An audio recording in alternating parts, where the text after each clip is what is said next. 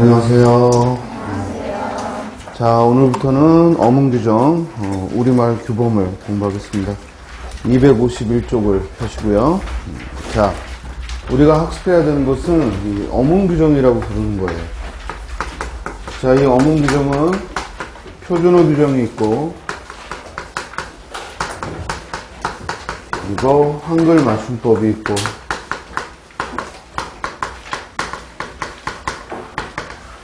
그리고 외래어 표기가 있고, 그리고 로마자 표기가 있어요.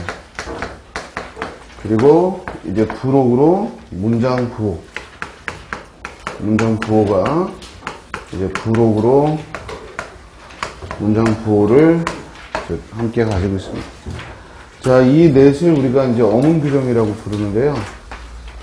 우리 일상생활에도 법이라는 것이 있듯이, 그래서 그 법에 규정된 것을 따라야 하듯이 이 어문규정은 우리 말과 글을 쓰는 데 있어서 법과 같은 역할을 합니다.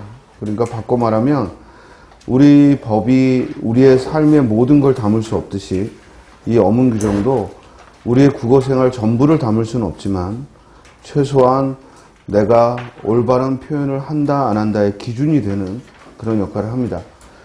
다만 이 어문규정에서 제시한 것들은 일반적인 사회규범과 다른 점은, 사회규범은 어떤 것을 하라 하지 마라를 정해놓고 거기에 따라 우리 행동을 규율한다면, 이 어문규정은 우리가 이미 써오던 걸 학자들이 정리한 겁니다.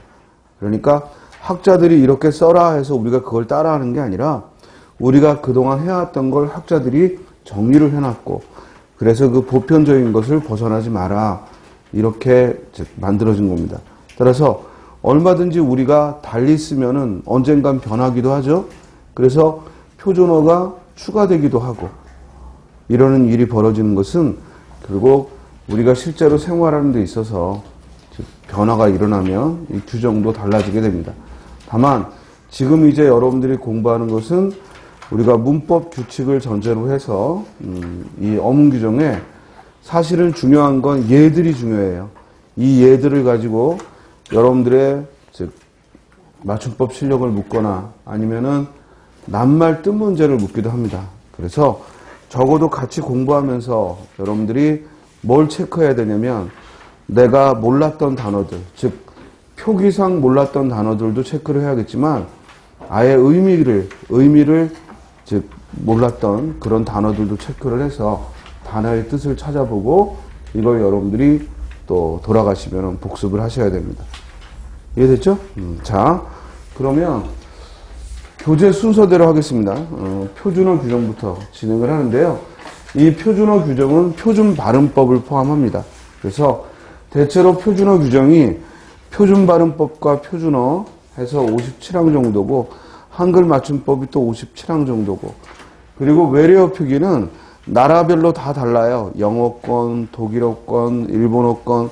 그래서 이 외래어 표기는 정말 단순 암기고, 그리고 로마자 표기는 아주 간단한 원리에 따라서 우리나라에 오는 외국 사람들을 위한 표기로 만들어져 있고, 마지막에 있는 이 문장부호는 2018년도, 작년이죠.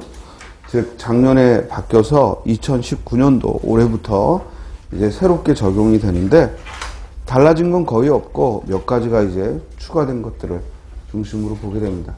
자, 그럼 표준어 규정부터 교재에 있는 어문규정을 쌤이 하나하나 보면서 주로 시험과 관련지어서 여러분들이 꼭 체크해야 되는 사항들을 말씀드리는 식으로 진행을 하겠습니다.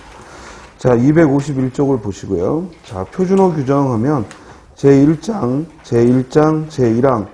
표준어는 교양 있는 사람들 밑줄 치고, 이게 바로 표준어의 계층적 조건이죠. 표준어의 계층적 조건. 즉, 교양 있는 사람들이 쓰는 말이다, 이거. 그 다음 두 번째, 교양 있는 사람들이 두루 쓰는 현대라는 말에 밑줄 치고, 결국 현대라는 것은 즉 시대적 조건을, 즉 표준어가 현대, 곧 시대적으로 현대에 사용되는 말이고, 그리고 서울말 밑줄 치고 이게 지역적 조건을 말하죠. 따라서 계층적 조건, 그리고 시대적 조건, 그리고 지역적 조건을 제1장에서 규정했습니다. 사실은 표준어라는 것이 교양 있는 사람들이 두루 쓰는 현대 서울말로 정한다. 굉장히 주관적인 표현.